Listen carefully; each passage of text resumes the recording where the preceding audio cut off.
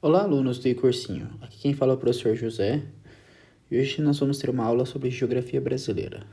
Bom, o tema da aula de hoje a gente vai falar sobre os domínios morfoclimáticos do Brasil, tá?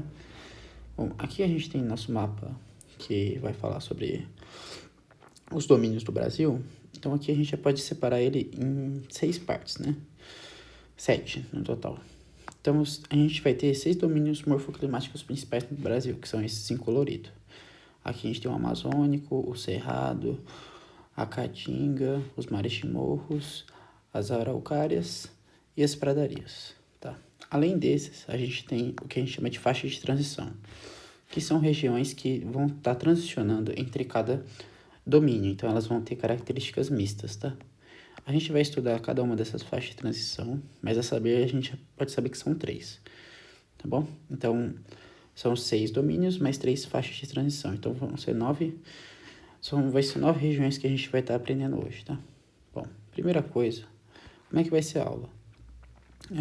Aqui eu fiz essas tabelas com as principais coisas que a gente precisa estar decorando para fazer o vestibular sobre cada domínio. Então, como é que vocês vão estudar? Aqui já vai essa tabela já é um resumo, tá? Então eu recomendo que vocês vão olhando e analisando a tabela até vocês conseguirem absorver o máximo possível, tá? Então aqui nela já vai ter as informações principais, tudo em forma resumida, tá? Então, a primeira coisa que a gente precisa saber é qual que é a diferença entre um domínio e um bioma. Bom, o domínio morfoclimático é uma coisa muito mais da área da geografia. Então, ela vai englobar conceitos da geografia. Então, vai ser relevo, clima, vegetação, solo, hidrografia. Todas essas coisas que a gente estuda aprofundado na geografia. Enquanto o bioma, ele vai uma definição muito mais biológica. Então, aqui, para a nossa aula de geografia, nós vamos se concentrar na parte do domínio morfoclimático, tá bom? Tá, então vamos lá. O primeiro domínio que a gente vai estudar é o maior de todos, que é o domínio amazônico. Aqui a gente já vê que ele domina 45% do nosso território nacional, que é muita coisa, quase metade do território, tá? Bom, ele fica perto da faixa equatorial, então o clima que a gente tem lá vai ser o regime equatorial. Como que é o regime equatorial? É um regime que tem marcado por intensa presença de chuvas. Como a gente está quase no centro do globo, na faixa da linha do Equador, tem muito... A incidência solar lá é muito grande, então faz com que tenha muita umidade no ar, porque as plantas transpiram muito, então a gente tem um ciclo de chuvas quase o ano inteiro, tá? Então, vamos lá. Bom, a vegetação, como a gente sabe, a gente consegue dividir ela em três grupos. Bom, o primeiro grupo, se a gente fizer um desenhozinho esquemático, é mais ou menos assim. A gente tem aqui são os rios, então o rio vai passar aqui no meio. Bom, aqui em volta a gente vai ter, se a gente for olhar bem de longe, a gente vai ver que a Amazônia é mais ou menos assim. A gente tem os rios. Aqui em volta dos rios, se a gente for olhar mais de perto, a gente vai ter uma região que vai ser o Igapó, que está bem aqui, quase na beira do rio aqui, quase. Então, essas são regiões que ficam constantemente alagadas, tá? Então, ali a gente vai ter algumas frutas da região e fica 100% dentro da água. Então, por isso que tá aqui, ó, hidrófila, que é o quê? Hidro do grego é água, né? E fila é amigo. Então, são plantas que elas são amigas da água, elas ficam dentro da água. Bom, subindo mais um pouquinho a nossa rampa, a gente vai chegar aqui numa região mais ou menos aqui, assim, que é um pouco acima da região que fica alagada. Um pouco acima da mata de Igapó, que a gente vai ter a mata de várzea. Aqui, em alguns períodos do ano, quando a chuva é intensa, pode ser que o nosso riozinho, ele suba. Ele pode ser que nossa região ali, tá, na nossa mata de várzea, também vai ficar com água. Tá bom? Mas, numa grande parte do ano, outras partes do ano, ela vai ficar normal. Então, são regiões que, de vez em quando, elas ficam alagadas. Então, a gente sabe que são terras periodicamente alagadas, tá? Aqui a gente sabe que as plantas são da classe higrófilas. Higro, diferente do hidro, é umidade, tá? Então, são plantas que são muito adaptadas à umidade, tá? Bom, se a gente somar essas duas, a gente vai ter a nossa planície amazônica, que é a parte mais baixa do terreno, que é essa parte aqui. Quando a gente estiver caminhando mais para a parte alta do terreno, a gente vai chegar aqui, que é uma parte mais alta, onde a água não chega. Então aqui são as terras firmes, tá? Beleza? São áreas que não sofrem inundação e é quase 90% da floresta. Então a gente vê que a maior parte da floresta, logicamente, não está embaixo d'água, né? Então são árvores bem altas, com até 65 metros. Beleza? Então aqui está uma imagem representativa aqui, ó. A gente vê aqui, ó, que já tem áreas aqui que a gente pode considerar que está no Igapó. Aqui a gente continua a água. Aqui mais para cima a gente imagina que elas vão ser já da mata de várzea. E nas regiões mais altas, que aqui a gente vê que está numa região bem baixa, então quase não tem morro, seria a mata firme, tá bom? Bom, lá, como é perto como lá tem muitos rios, então predomina lá o processo de sedimentação, que os rios vão carregando sedimentos e vão depositando na margem dos rios. Então são grandes planícies cheias de sedimento, então não é um solo muito profundo nem coisa, é mais composto por sedimentos. Bom, todo mundo sabe que a região amazônica tem sofrido muita degradação, né?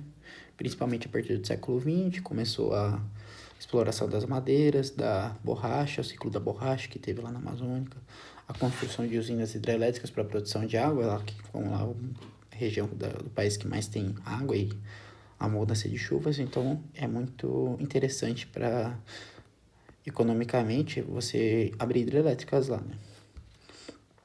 Sem contar também a descoberta de grandes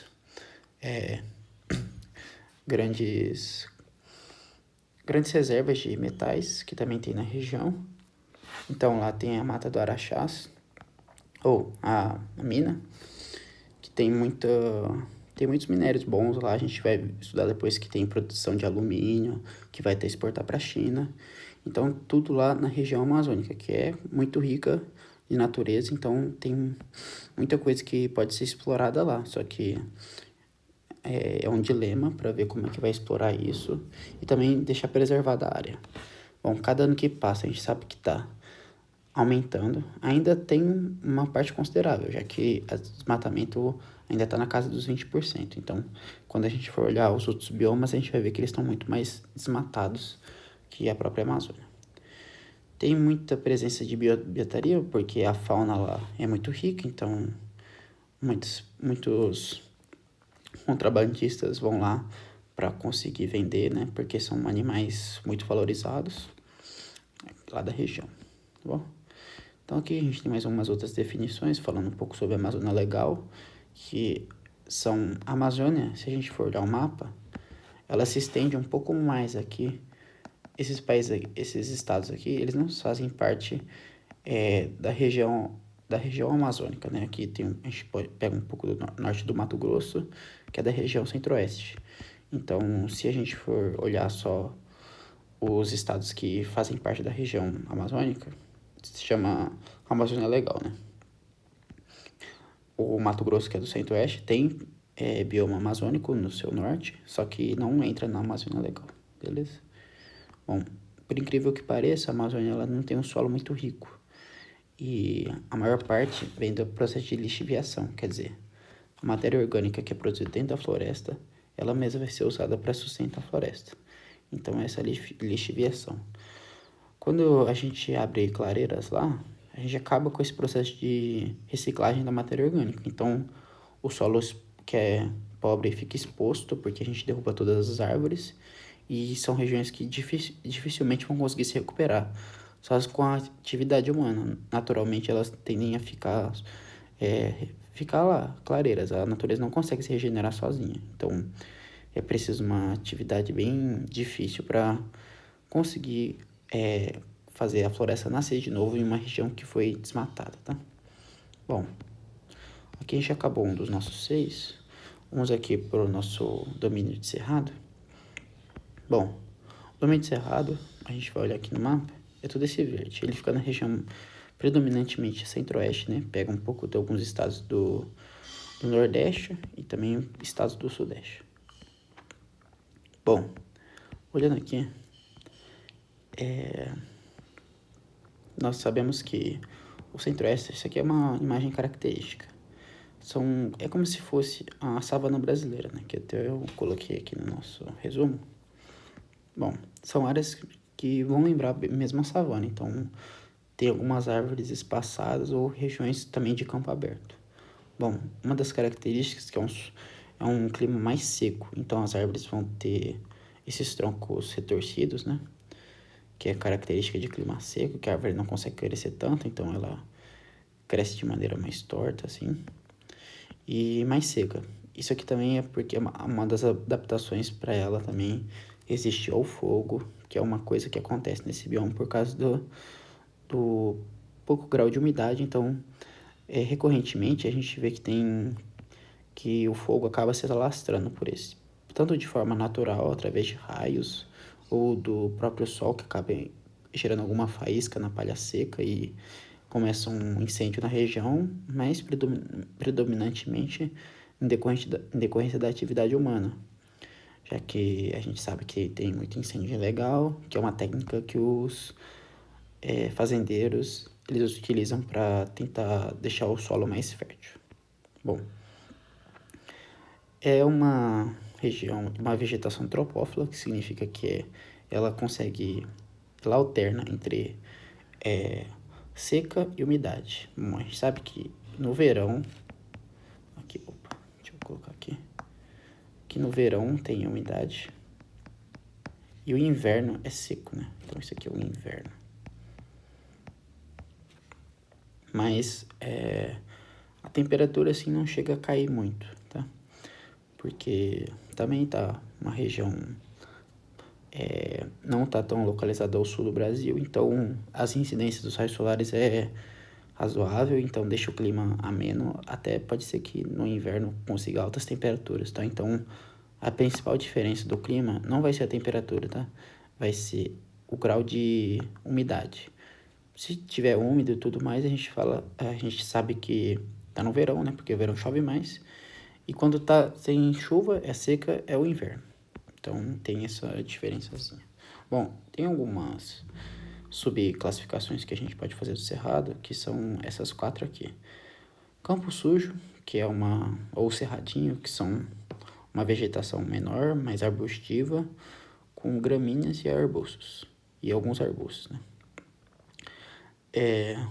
Campo cerrado, são gramíneas e com maior presença de árvores um pouco maiores. Então já vai ter mais arbustos e mais árvores.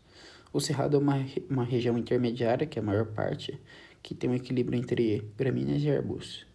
E os cerradões são regiões de mata mais fechada, então é onde tem árvores maiores e de difícil... Você não consegue se mover assim, é bem fechado, então uma região de mais difícil ser explorada. Bom, além disso, tem as matas ciliares, que ficam à margem do rio, então elas vão ter um papel para proteger o rio, né? Não deixar assorear. Algumas veredas, que são regiões ali onde tem alguns coqueiros e fica ali um pouco geralmente tem um riacho ou um lagozinho ali nas veredas. Buritis são coqueiros, é um coqueiro que ocorre lá no Cerrado, coqueiro de menor estatura, mas ele ocorre ali onde tem um pouco de água represada, então é como se fosse um mini oásis no Cerrado, né? Onde tem bastante buritis. Bom, o relevo é composto de planaltos e chapadões. E aqui a gente vê com o nosso termo que ele é um hotspot. Bom, o que é um hotspot? Hotspot eu coloquei aqui do lado, que é uma área de intensa biodiversidade, só que sofreu uma intensa degradação ambiental também. Então, ela já teve mais de 70% da sua vegetação original perdida. Então, são áreas que a gente precisa ter atenção. Então, por isso que é hot do inglês, né? Que é uma área assim, quente, né? Que a gente não pode, os pesquisadores e a defesa ambiental não pode descuidar, porque ela já está bem fragilizada, já que ela foi muito explorada. E também ela tem muita biodiversidade. Então, junta duas coisas que... Uma que já foi muito explorada e outra que ela tem um papel muito importante para a biodiversidade. Então, é um hotspot.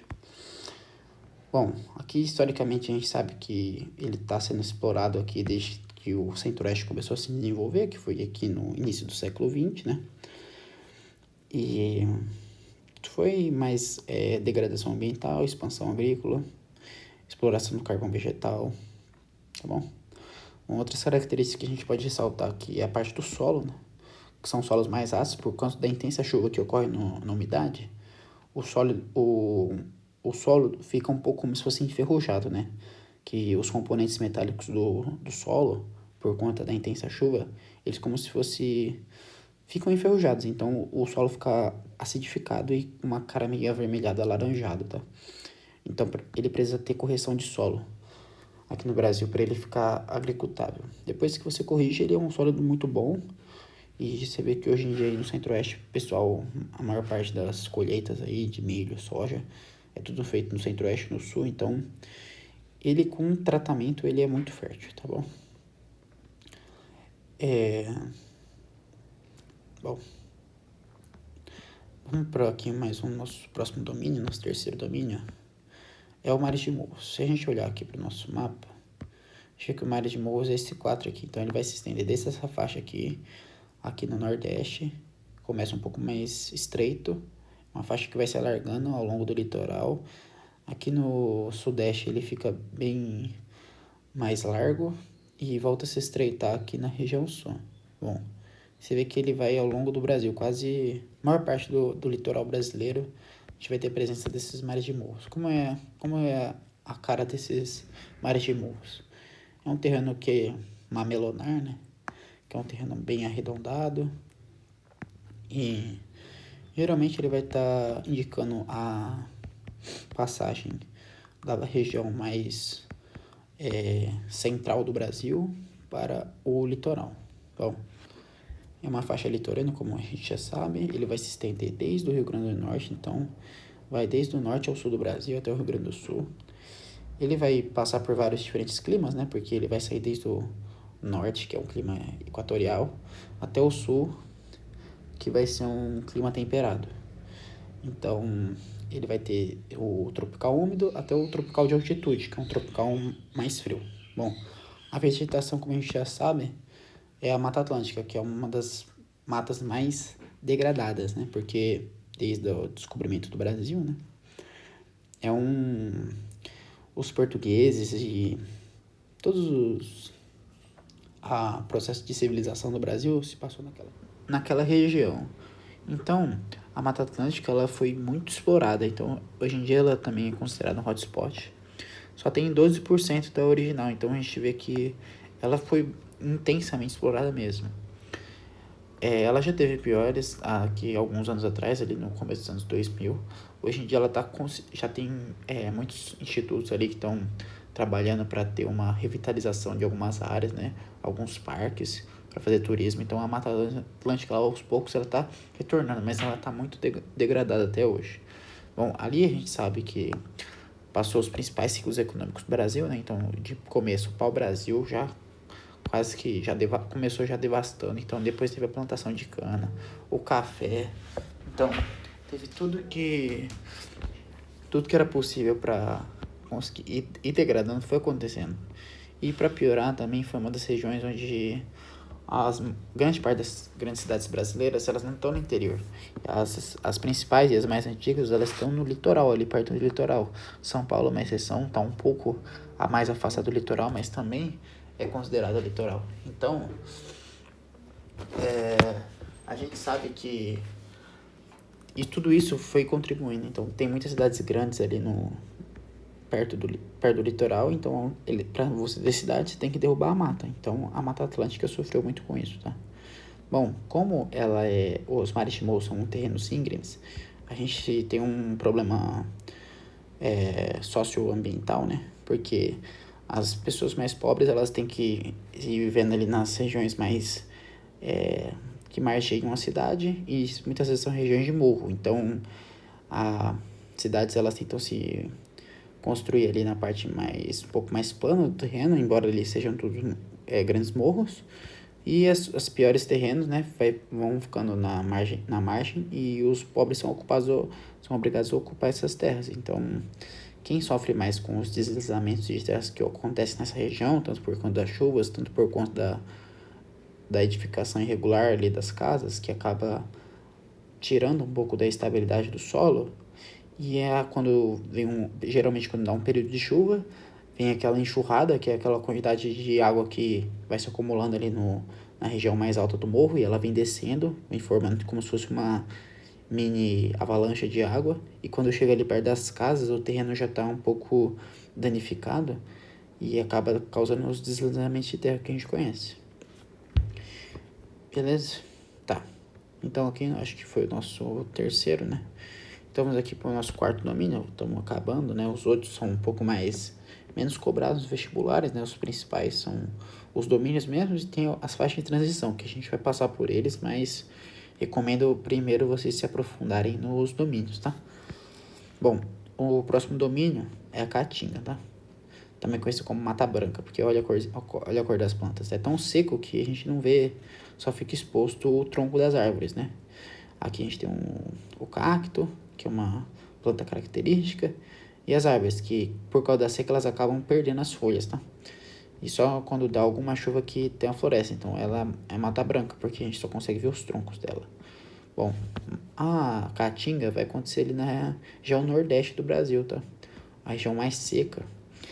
Então, é como se fosse um clima quase desértico do Brasil, tá? É um clima considerado semiárido. Ele vai se estender ali desde o Nordeste até o norte de Minas, tá? O norte de Minas também tem o domínio da caatinga. Bom, lá a gente tem um clima tropical semiárido. Em algumas regiões da caatinga a gente vê que chove mais, né? Que são as regiões ali perto dos morros. Mas adentrando ali pro região do sertão, chove bem menos no interior da caatinga, tá? Quase não chove. Bom, a questão das chuvas lá, embora ali seja uma região aqui bem perto da Amazônia, é um pouco a região que ainda tão se estudando, mas por estar perto aqui da linha do Equador, que vai passar mais ou menos aqui, a gente imaginava que ela teria muitas chuvas. Só que acontece que a água que é gerada aqui na Amazônia, ela não consegue chegar e invadir para chegar aqui na nossa caatinga, e nem a água aqui do oceano. A água do oceano, ela vai parar aqui, ó. Aqui a gente vê que tem grandes morros nessa região aqui. Aqui na transição entre a Caatinga e a Restinga, né? Que aqui vai ser... Depois a gente vai estudar que aqui são os mangues. Bom, nessa região aqui tem grandes morros. E acontece que os morros, eles impedem a passagem da chuva. Então, as nuvens carregadas de água, elas chegam aqui. Quando elas se dão de cara com os morros, a água precipita, porque a nuvem sobe e a água precipita. Então, quando as nuvens chegam aqui já, elas passam pelos morros, elas chegam quase sem água. Então, embora seja uma região ali perto do Equador, que seria um clima com bastante intensidade de chuva, acaba por conta do relevo e por conta dos montes, dos morros que tem ali em volta, em torno, impedem que ali no centro, no meio dela, chegue água. Então, fica praticamente desértico ali. Bom, voltando aqui para o nosso resumo. Então a gente sabe que é um clima tropical, aqui a Mata Branca, Caatinga. Xeromorfismo são plantas adaptadas à seca, tá? Então a casca é um pouco mais grossa para não perder água, as folhas são pequenas, espinhos que são folhas adaptadas em formato de espinhos, o caule retorcido também, para não crescer muito e também por conta da falta de água, a planta não consegue crescer muito, não consegue ficar muito grande porque ela ia consumir muitos nutrientes, então são plantas de menor estatura. As raízes são muito profundas, né? Por conta da ausência de água, as plantas são obrigadas a ir atrás da água lá no fundo. Então as raízes vão até o lençol freático, tá? Para conseguir água. Bom, a maioria elas vão perder as folhas, né? Então aqui a gente tem o mandacaru e o xique-xique, que são algumas árvores clássicas que podem estar aí no seu texto. Então se você se der de frente com esse nome, então você já sabe que está lidando com a caatinga, tá?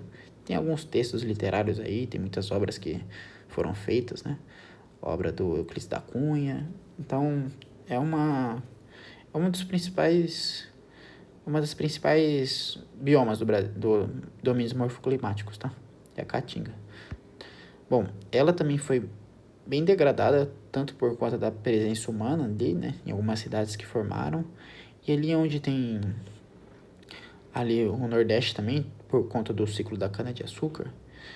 E também por conta dos rios, né? Porque os rios que tem ali, o Rio São Francisco principalmente, ele foi intensamente utilizado pelos colonos, tanto para adentrar o interior, quanto para a criação de bois e também algumas pequenas vilas rurais. Então, foi explorada essa região também está degradada. Bom, aqui a gente sabe que o São Francisco está sofrendo de assoreamento, né? Por conta da degradação da mata ciliar ao longo do seu percurso. Bom, o intemperismo físico lá é bastante elevado, né? Por conta do vento, então a gente tem bastante tipos de intemperismo que ocorrem. Os solos são rasos por conta da baixa precipitação. O relevo com icebergs, que são morros, tá? São alguns morros aqui, a gente tem, são planaltos, né? Mais desérticos. E de repente pode ser que a gente encontre uns morros, tá? Que são os Inselbergs. E aqui em volta são os pés de planos. Bom, os rios são intermitentes por conta da seca, então no período de chuva alguns rios conseguem nascer, braço ali dos rios principais, como o da Bacia do São Francisco, mas no período de seca esses rios retrocedem e secam completamente, então você nem sabe que está passando um rio ali. Bom, essas são algumas características principais, tá? Bom, indo aqui para os nossos últimos dois domínios, são domínios que ficam na região sul, tá? Bom, primeiro, ele fica ali mais logo depois do Mares de Morros. Então a gente vai ter aqui a Mata das Araucárias, que vai pegar ali os estados de Santa Catarina, Paraná, até um pouco do Rio Grande do Sul também, Minas Gerais, região sul principalmente. É um clima mais adaptado para o frio, então essas aqui são as plantas mais... são gimnospermas, né, com folhas um pouco mais finas, adaptados com clima frio, para não perder muita água e também para não congelar, né? Então a gente vê que as plantas são fininhas, para não acumular água. A água não consegue parar ali, ela sempre vai escorrendo, porque é como se fosse um pinheiro, só que tem uma estrutura ali dos galhos um pouco diferente, mais aberta. Bom, a mata dos pinhais, ela tem bastante importância ecológica por conta da árvore, né? Ela tem os pinhões, que também é uma comida que a população ali da região consome muito, e as aves. Então tem essa relação entre os pinhões e as aves, que elas vão se alimentar dos frutos, né? Que são bastante nutritivos para as aves. Bom, aqui a gente sabe que ela foi muito explorada, então quase a gente não vê mais. Essa região aqui, ela era intensamente composta pelas araucárias. Só que por conta da exploração humana nessas regiões, né? Região sul, que é uma região bastante urbanizada do país, tem muitas cidades pequenas, cidades grandes. Então, por conta da presença do ser humano, foi acabando degradando também essa região. Então, aqui, ó, 2% por enquanto é a nossa área mais degradada, até mesmo mais do que a Mata Atlântica, tá? Que só ainda resta 2%. Então, essa aqui só resta 2%, então tem só algum resquício das araucárias, tá? Elas também foram degradadas pelo uso de lenha, construção de casa. Hoje em dia ele tem algumas indústrias que plantam ali nessa região, mas também com o intuito de fazer produção de celulose, tá? Ali no sul também foi onde começou a plantação de trigo, né? Principalmente pelos colonos alemães, da região ali poloneses também, italianos, todos esses imigrantes, eles primeiro se estabeleceram ali, começaram com cultivo de plantas comuns para eles, né, que era a soja. Você vê que o italiano usa muito para fazer as massas, etc. E o trigo, né, principalmente. Aí conseguiu ir subindo aos poucos, foi sofrendo uma adaptação ao clima brasileiro, porque o soja e o trigo não são alimentos que são do Brasil e conseguiu ir subindo. Ali a gente sabe que também tem litossolos, né?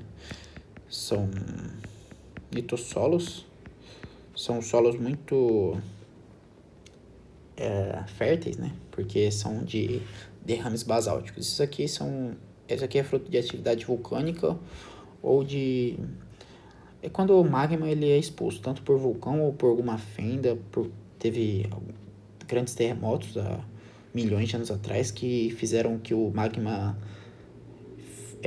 viesse à superfície, e esse magma, depois que ele derrete, ele forma um solo muito fértil, né? Que é com nitrogênio. Como a gente sabe, o nitrogênio pra gente é um micronutriente, mas para as plantas é um macronutriente, né?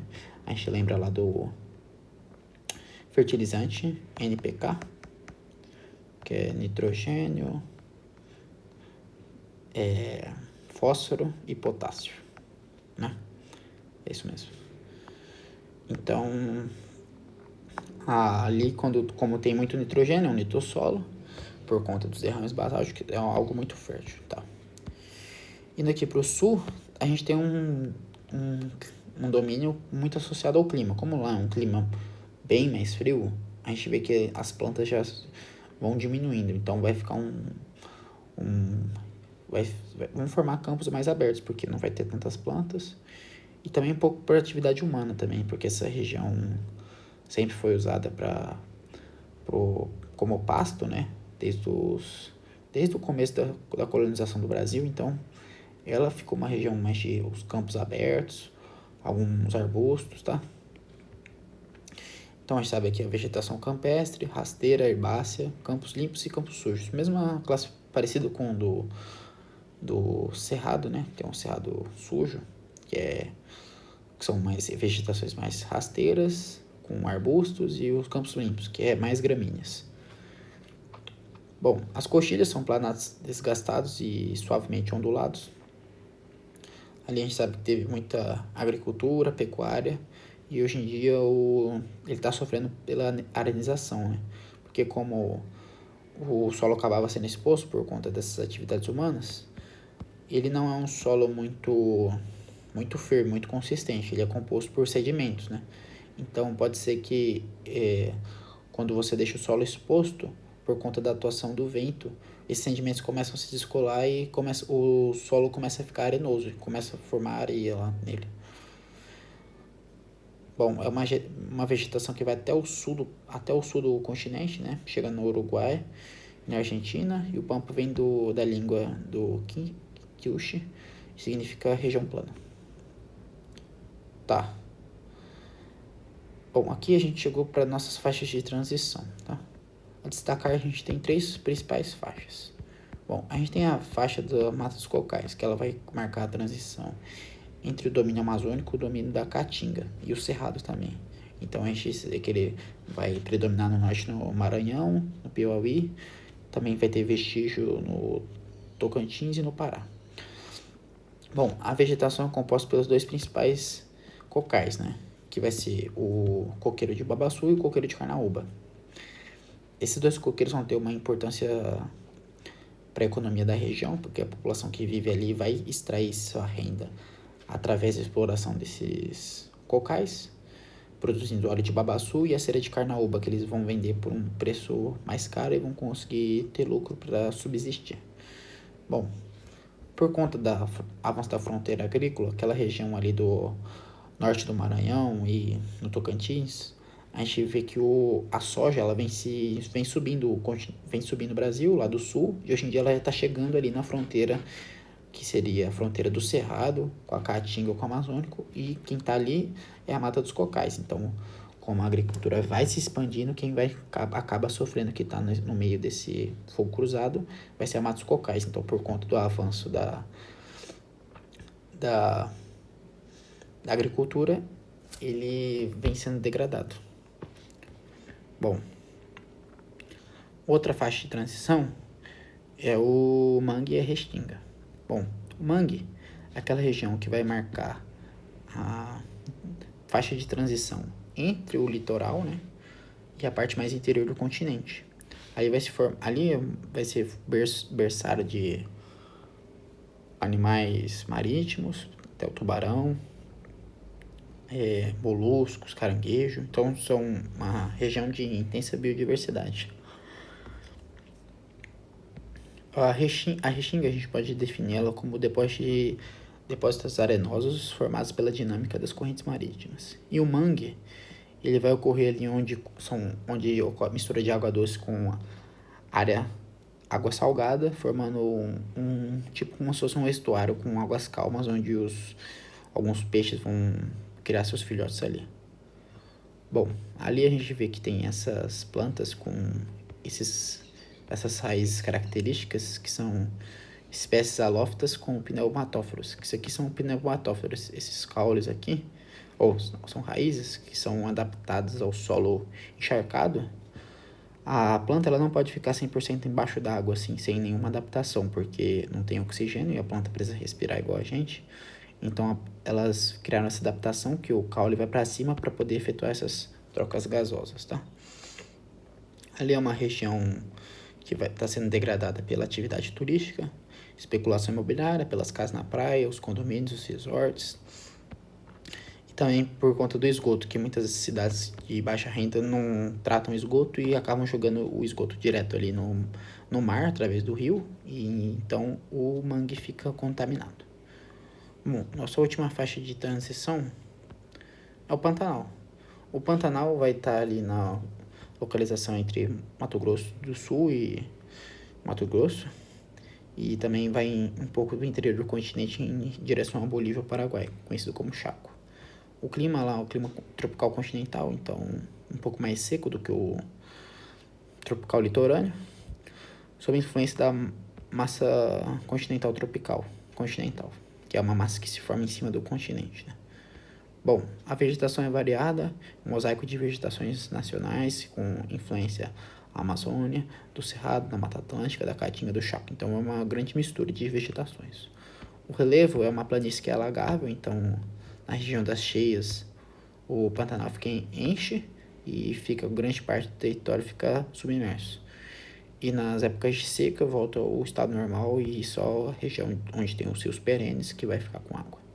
Bom, é uma região que tem sido muito degradada ali com muito incêndio nos últimos anos, ano passado, 2020, 2024, então pode ficar atento porque os vestibulares gostam de cobrar essa parte. Bom, a aula ficou um pouco longa, mas como era um conteúdo extenso, a gente tinha que gastar mais tempo. Eu vou deixar uma lista de exercícios pra gente treinando e vou disponibilizar aqui a nossa lousa para vocês, tá bom?